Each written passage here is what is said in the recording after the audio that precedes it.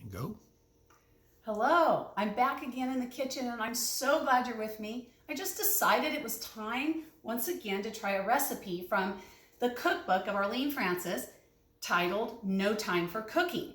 Well, today's is a doozy and I don't know how I missed it before. This recipe is in the category of parties. Well, this is what we're serving at our party today. Something that has me befuddled. There's often odd ingredients in these recipes, as we know, but typically as you read them, you think, okay, maybe they can go together. I can kind of imagine the outcome. Not this one. Let me show you what I mean. It is called a Bologna ring mold. Once again, yes, I'm dealing with gelatin. A Bologna ring mold. Here's what I mean by befuddling. Take a look at these ingredients. If you can kind of zoom in on these ingredients, this is what we have going here. We do have good old plain gelatin, but now we're going to bring in flavored orange gelatin. Now I like orange gelatin by itself, but maybe with some mandarin oranges in it. But look what we're adding into it. We're going to add Spanish olives into it. We're going to add cucumber. We're going to add hard-boiled egg. We're going to add bologna into it. Yes, mixed with orange jello. And then we're not going to stop there. There is a special sauce that goes with it. And it is this right here. And I do not like mayonnaise. Boy, this cookbook loves mayonnaise for their sauces. But I'm taking one for the team once again, and I'm making the sauce. And it is half sour cream, half mayonnaise, green onion, salt, and pepper. But here's what's weird. They throw in mustard. I love mustard, but in that concoction, I don't know. So I'm gonna mix it up right now. Cameraman, are you ready for me to mix this? Okay, let's do it. This is gonna be the sauce that is gonna go on our orange jello mold, which contains bologna and hard-boiled egg and cucumber and olives. Oh guys, this one scares me. Oh gosh, do you see that color? That is just stomach turning. And yes, folks, this is in Arlene's cookbook, No Time for Cooking. I am not making this up. This is for real. Okay, here we go. And if you're wondering what the tomatoes are for, those go in the center of the mold. I don't even know how you eat this. I don't know. Well, let's find out. Okay, oh boy, here we go. Don't need these now. I'm going to move these out of the way because you see I've already prepared this monstrosity. I mean this beautiful creation. And once again, you know I struggle with getting things out of a Jello mold. So here we go. Oh yes, this comes off. Now, oh, conflicting aromas. I'm smelling a lot of different things. Now, I'll let you look at that right there if you want to zoom in, not too zoomy. Oh boy. Okay, now again, one of the issues I face when I work with Jello molds and gelatin is that I believe that making such things is an art. These things, as I've said before, they're quite beautiful to look at. And I'm really fearing for this one. I don't think this one's going to be pretty, but here's how we're going to do it. We're going to do this. Oh, and part of the reason I'm nervous about it is because the directions are just not clear. You know, I can't even go into detail. It's just, they don't give you the full instruction. So now I'm going to flip this. Oh boy. Okay. All right. And if I recall, the first thing I have to do is take out this inner ring. Okay. Oh. Well, it's partially pretty. All right, here we go. I see my error. And the instructions didn't really quite instruct me to be careful about this. So, all right, here we go. Ah, darn it. Oh no. Here we go. We have a problem. Let me try to use my handy dandy knife. Oh, wait, I think I'm gonna fix it. I'm gonna fix it. I'm fixing it. I did grease this, but apparently it didn't take. Okay, there you go. The gelatin just settled down onto the bologna.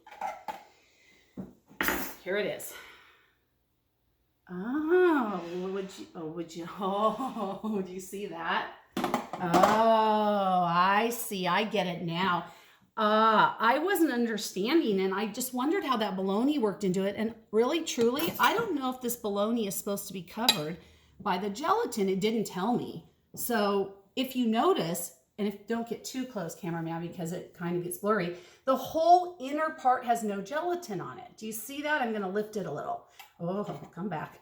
It has no gelatin, and I got to thinking after I made it, well, I should have forced some gelatin down there, but the directions didn't say anything about make sure your gelatin covers every inch. And I don't Google anything to find out because I just don't do that. So I don't know. Let me give you a look at this. Wow. It went jello-y in some places, but not others. I have to say that I really appreciate the top of this. Do you see my little olives? And you can, I think you can see that, cameraman. The ring of olives, that's my favorite part. I like that. No, here's what it said to do too. It said, oh, I don't understand this. It said, all it says is garnish the inner part with tomato wedges. Now, folks, to me, this is a tomato wedge. It didn't say chop it, it said a wedge. That's a wedge. There's no picture. So I'm gonna garnish this with tomato wedges like that? Do you have any advice, cameraman? I mean, this can't possibly be what they mean. Oh, but this is what it said. It said, put tomato wedges in the center of the Jello mold.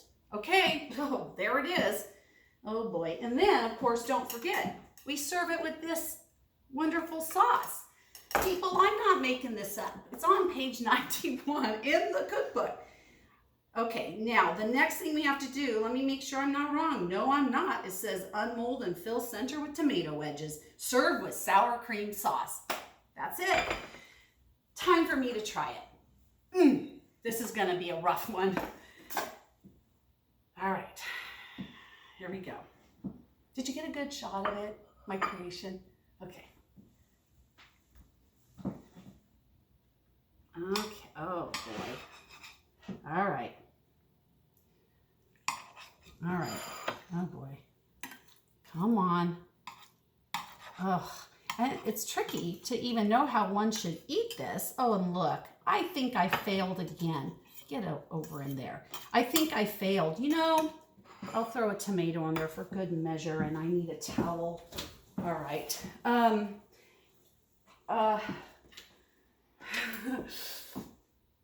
going to use a knife too because I don't know. I mean, here's the thing. I don't think it's supposed to look like this, right? It's all falling apart. That certainly can't be what Arlene had in mind. So I'm just going to kind of cut this up. And I like that right there. That's quite attractive. Look at that. It's like a gem with a green olive in it. I like that. I might try that straight out.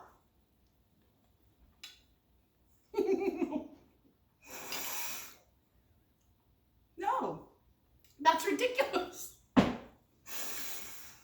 Orange Jello should never have a green olive in it. That is crazy.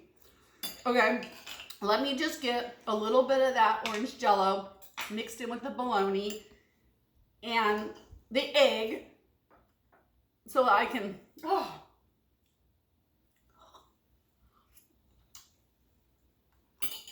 This is crazy. Now I have to put some of this on it. Cameraman, I wish you could try this. Because I'm experiencing it all alone. Oh, goodness gracious. Jello, green olive, don't forget the bologna, a little bit of that sauce, and into the mouth it goes.